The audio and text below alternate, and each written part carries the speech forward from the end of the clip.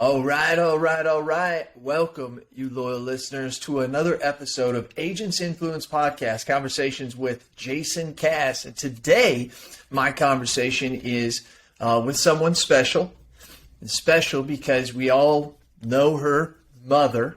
And I think her mother is kind of freaking out a little bit because she's realizing that she's created something that's more magnificent, more just creative. The things that I have seen.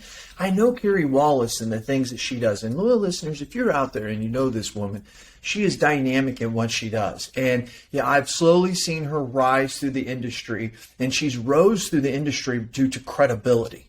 Right? Due to integrity, doing what she says she's going to do. And then her adoption of data, as you loyal listeners know, that just, it's almost like I have a second love with her because I have a love with data. So today, put that aside. Let's let them develop their own self. And that's why I wanted to bring to the podcast Miss Lindsay Wallace. How are you doing, Miss Lindsay? I'm doing great today. Thanks so much for having me on. Yes. Been following you, been kind of sitting there. It's almost like the LinkedIn stalker. I don't know any other way to say it, but that's the way it is. You come in my news feed. I kind of say, hey, let's save this. Let's watch this person go. I'm that way with a lot of young people in this insurance industry. I started when I was 23. As soon as I got into the business, my mentor told me, he said, you join these young agents of Illinois. He said, at the time, he was like in his mid-50s. So now that I'm 44, that's very young still. He would say to me, I can help you with insurance and knowledge, but they're going to show you the future, And I really took that on. And I like the fact that your mother you work, tell them where you work. So I work at the Independent Insurance Agents of North Carolina. So you might know that better as IANC, and we go a lot by our acronym. And so I work in marketing there. And where I first started the LinkedIn content that I do, which I don't do a lot of it right now, but I hope to do more in the future, is at our Young Agents Development Conference. So it's hilarious that you said that because at our Young Agents this year, we had Bradley Flowers, Aaron Gordon, and Danny Kimball, who are all, just incredible people to follow on LinkedIn. If you're not following them, you need to follow them right now. Move to LinkedIn, follow them, and come back. Because they, in my conversations with them there, I said, how has this changed your career? What has this done for you? Why should I start building a personal brand and going on LinkedIn and sharing what I do? Because I'm 23. What do I know about anything? And Danny Kimball had the best advice for me for that. And she said, Lindsay, you need to do this because as you're learning, there are other people out there who are also doing it, and they might not know what they're doing. They might, want some guidance from someone, and you're going to be putting yourself out there as a person who does know. So while you feel like you don't know, so does everybody else. That's right. So that's funny you said that. Oh, it is. It is true. When we started Agents Influence, loyal listeners, I don't know when you're hearing this. You're probably hearing this probably around March 1st. Today it is Valentine's Day, ironically enough. And today, so I wanted to let you guys know it's been 10 years as of March 22nd. The slogan I had at the very beginning, Lindsay, goes to right exactly what you said. And it was to create forward change and momentum in the greatest industry God ever created by giving a voice to those who have no voice. I was standing on stage. I was the chairman of the Big I, Young Agents, and I'm standing on stage and I get done speaking. And one of these young agents comes up to me and starts talking to me and starts telling me these ideas. And we end up at the bar having a couple of drinks talking about these ideas. And I'm like, man, I was like, you got to tell somebody about this. And he kind of looks at me. He's like, I'm telling you. And I was like, yeah, but someone who's important who can do something. And he's like, well, you've got the microphone. And I thought, oh, boom. That's where it just went badoosh to me. I was like, I need to get the microphone and I need to pass it to other people, right? Yeah. And that's in so many words what she was telling you. You know what I mean? And that's what is so awesome, because you may think you don't know, but there's others who are feeling that same way, and it's so important because together you guys will rise up. So fantastic. So how long have you been there with you're under the great leadership of the great Aubrey Knight? How long have you been there? Yes. So I've been here for about a year and a half. I graduated from my undergrad with a public health degree, of all things. Okay. And graduated in the middle of the pandemic, as I'm sure you're very familiar with your son. Mm-hmm. And came into the world like, oh God, what do I do now? And so INC was just launching their program Insure Academy, which is a vocational training opportunity to bring people into the independent insurance industry, fully licensed, trained, ready to go. And so they brought me on to kind of help them launch that program, get it off the ground, and get the word out about it. Mm-hmm. So I just came on as an intern, thinking to myself, there's no way I'm going to work in insurance. Like, I've seen my mom do it. Insurance is boring. Like, I'm good. Mm-hmm. And here I am a year and a half later. I run an insurance podcast, creating content about insurance and absolutely loving it. So they definitely grabbed me by the ankle and didn't let go. Yeah, it is. It's like the pillar is just insurance, but there's so many things around it that really, truly, it makes it all up. That's exciting. So, and then here you go. So as you're digging deeper into this, because a lot of people don't realize that you have an association. There's a national association. There's a state association. She's working for the North Carolina State Association on the Big I side, which is kudos for you, because the Big I is so important for many different aspects to every state. But I always see them as the leader, because they are, when it comes to lobbying efforts and legislative efforts. People have no idea that they're making decisions every day and protecting us from decisions that could or adversely affect us, and they're putting that out there. So good for you working there. So I know you guys are really heavy into tech. I know that's something Abby's always thinking about, What are some of your thoughts with all this tech out there? Is this, let me ask you this way real quick, Lindsay. Is all this talk of tech and everything that we talk about, does that just something that you've seen throughout your life as you were in school and stuff, or is that something that's really just kind of taken over your mind as you've gotten into insurance? Does that make sense? Yeah, so technology, I think, has been, I'm a Gen Z, so it's been important in my entire life.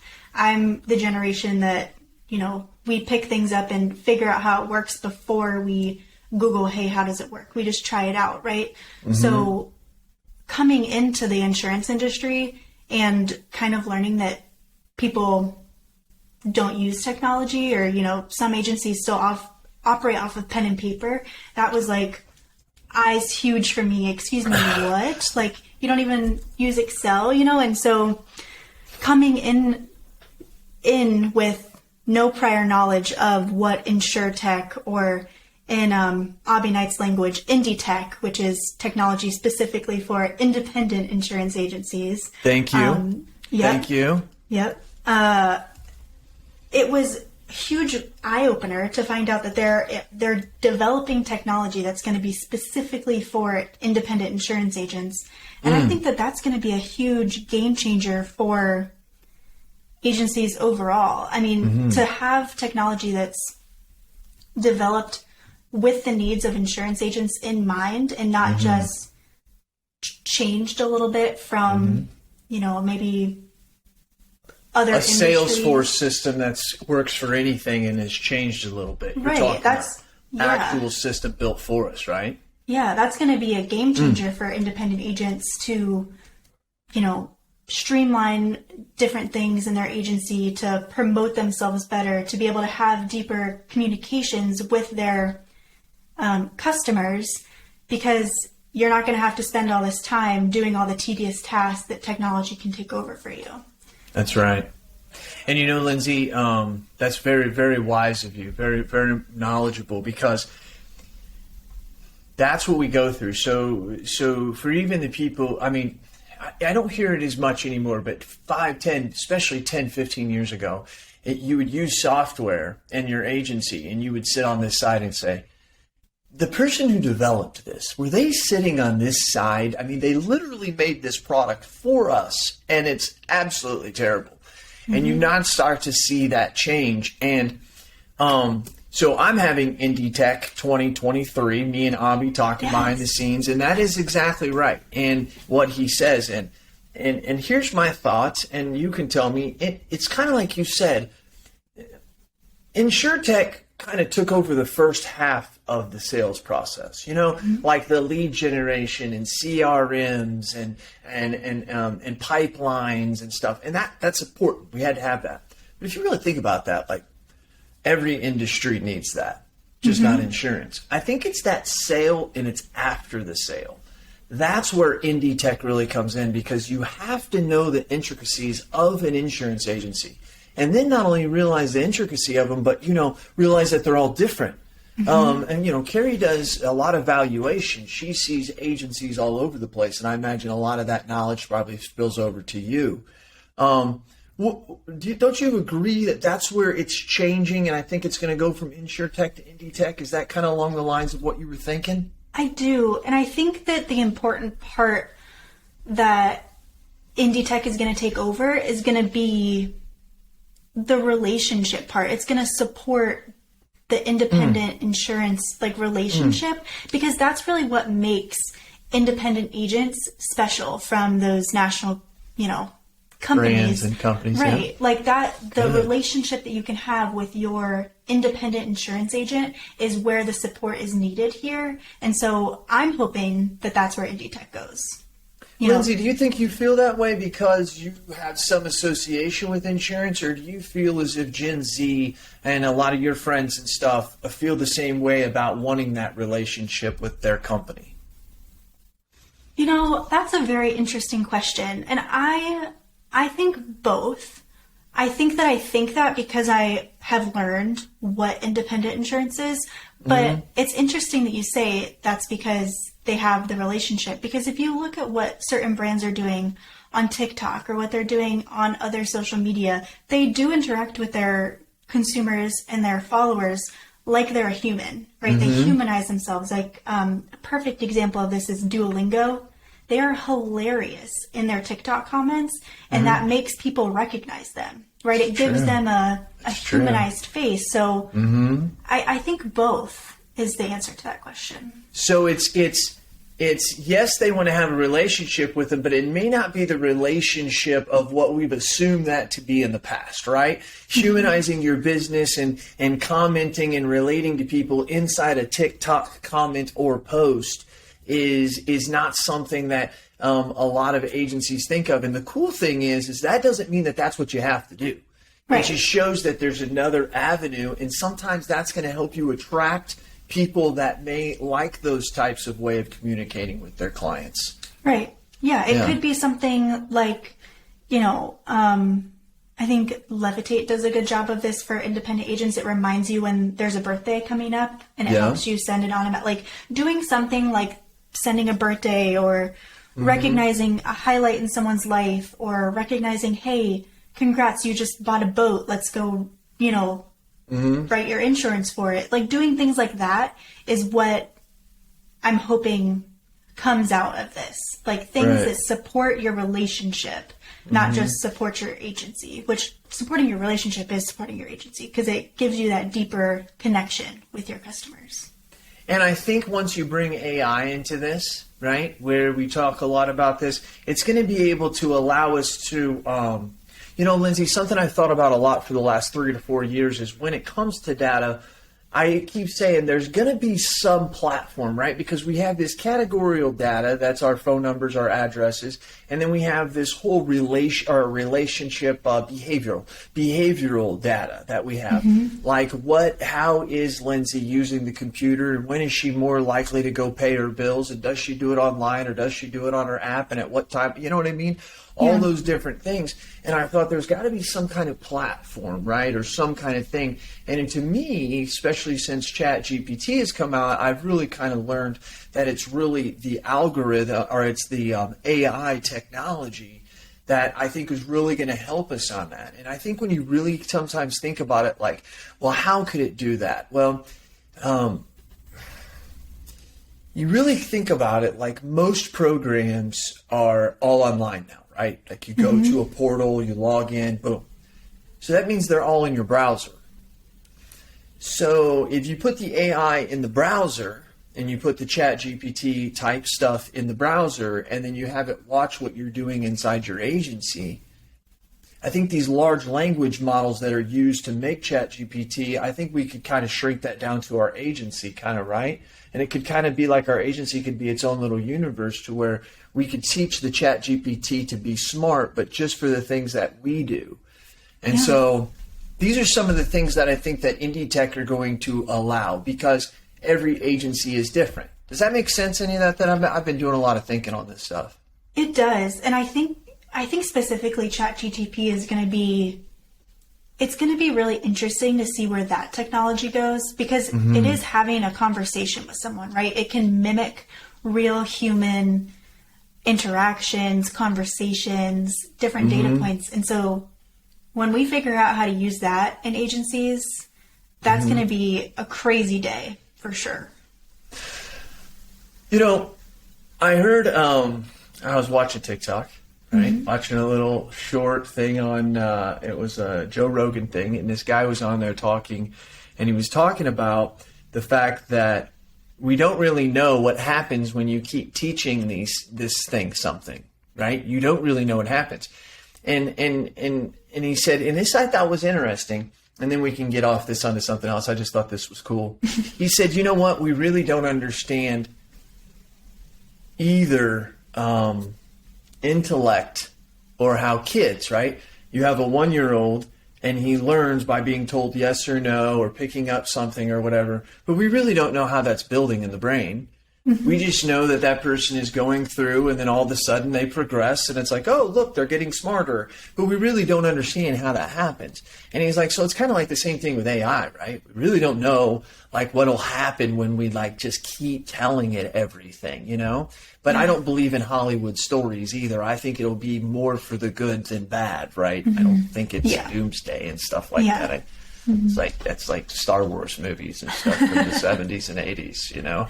For sure. I think it's bad acid trips from the 60s and stuff like that, you know? So anyways, so Lindsay, I look forward to really, you know, in following you inside here in this industry. Where do you, I mean, obviously, I mean, have you given any thought that maybe one day you might want to join an agency? Do you like staying in the marketing side? I mean, there's so much opportunity in this industry. What are your thoughts? I think in my future, I would absolutely love to stay in the marketing side. I find marketing absolutely fascinating because it's such a mix of so many different things, and there's so much to learn about it. Right now, I find marketing absolutely fascinating. So I'm not sure. Right now, I'm really enjoying working for the industry and not in the industry. And I think that's a distinction that I made pretty early on. Like, I'm not an agent, right? I'm not licensed. And so I work for the industry. I bring value to people who are working in the industry. And I think I really enjoy that. And I think that that's something I want to keep pursuing. Working for the industry and not in the industry. I'm writing that because that is going to be the title of this podcast. That looks so good. Well, and I've never really heard that because we talk about that our agencies, right? Working in our agency versus on our agency. But that's noble. I love this industry very much. So kind of closing it up here. And I probably say that, but it doesn't mean that's going to end right now. My loyal listeners know that. I say that about 4 times. Anyways, LinkedIn. I wrote that down as my notes here earlier when you were talking. I find myself, I'm a Facebook dude, right? I've been on it since 2019. Used to do stuff on there, and I always am checking in places because I believe when I'm 85, I'm going to go through this and just look and see all the stuff I did, and it's going to be great. I really do that. But I find myself on LinkedIn so much more. So much more. I start to see a lot of the young people really hanging out on LinkedIn so much more. And do you find yourself today versus, let's say, 12 months ago really hanging out more? What are your social channels 1 to 3 that you hang out on? That's a great question. Definitely, TikTok and LinkedIn are probably up there. I probably spend more time on TikTok because I don't really, like when I'm laying in bed, right, I go on TikTok, but I don't go on LinkedIn when I'm in bed. Like that just feels weird. But it does. It kind of does. I can see that. But I definitely say like TikTok, LinkedIn, and probably Facebook is probably my number 3. It should be Twitter. I don't value Twitter as much as I should. But I just can't get into Twitter. But I think LinkedIn is such a special platform, especially for me this last year. I have tailored my LinkedIn so that every time I go on LinkedIn, I can check in with a connection that I've made. I can learn something from someone outside of this industry who works in marketing. And I really value that. That's like something that it took me a while to figure out how to do that, but I started following Justin Welsh. He is one of the biggest LinkedIn creators and teaches people how to use LinkedIn effectively. And so he really talked about finding like 4 or 5 people that create content on LinkedIn in your area. So mine is I follow people who create content about marketing in all different areas. And so that's what I use my LinkedIn as. Every time I go on LinkedIn, I learn something new. And I like that.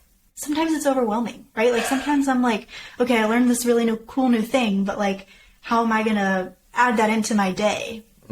So sometimes it's good to just have it in your back pocket. And sometimes it's like, oh my gosh, I just learned about ChatGPT and OpenAI, and I now use it every single day in my life, right? So I think LinkedIn is such a tool that people I think LinkedIn is making a comeback. And people a year ago were using it so differently than we're using it now. I agree with that, actually. I like that. I like that, Lindsay. We are using it differently today. I like that. That's a good point. And I'm interested to see how that trend continues, right? Because I ran a lunch and learn for the staff at INC about how to use LinkedIn. Like what should you post on there? How often should you go on there? Who do you connect with on there? And how do you do all those things? And I had a couple people tell me like, oh, I was really hoping LinkedIn was like going to die. Like I was just like, was really hoping it's going away, but I hear so many people talking about it. Oh yeah. And I think in a day and age where we're making so many connections and there's not enough hours in the day to do all the things that we're doing, it's really nice to have a platform like LinkedIn where it can help you make those professional connections and keep up with them. Yeah, that's why it's not going to die, right? No. I mean, I literally, in 2013, I'm on the record, I've admitted it 100 times, Lindsay, I said LinkedIn will go away or be bought up and absorbed somewhere. That was like 2013, and I was so wrong. And then the reason is now, it to me will never go away. It's like, where else do you go? As a professional, there is no other place. You know what I mean? As a professional in that, I mean, there's no place. And then that when Microsoft got it, they really injected it. I just find, God, it gets to be crazy, but I only have like 2 or 3 really good friends like in my life at home, but I have hundreds that are in the industry that I see that I can't wait to see again. And to be honest with you, they're not fake. I mean, they're real life, emotional. They pass, or they have family members that pass. I fly and see them, and these type of relationships we've created in this industry, and then all the stuff that we've done. So fantastic. I really, really like that. And then TikTok, that is TikTok. You can learn a lot on that thing, right? It's not, you're not building your professional association like we are over in LinkedIn, but right. My wife learns so much about fish. She loves fish, like she has aquariums, and she'll just put little hashtags in there, and it's got so much stuff about fish. Yep. Well, they're saying that eventually TikTok will be easier to search on than Google. I can see it. I believe. I believe. I look up recipes, like to cook. I enjoy cooking. I look them up all the time on TikTok, and I find it immediately, and it's so much easier than Googling it because it's someone going step by step telling me what to do. You know what? That's what I was thinking about the other day with Google. What we have done is Google has really never told us the answer, Lindsay. It's just given us the information to find the answer. And I think AI brings us the answer. AI tells us the answer, right? It basically says, here's what your answer is. And I like this because I think you could say, hey, all right, I got all the ingredients to make the chocolate chip cookies. All right, what do I need to do? And you can have some AI telling you rather than you looking it up and having to read it, you know? Yeah. We do that already. Right. Sorry. The special thing about the AI is you can say, okay, how do I make what ingredients do I need? How do I make this? And then you can follow it up, which Google can't remotely do this for you. You can follow it up and say, my dough is too dry. What do I do?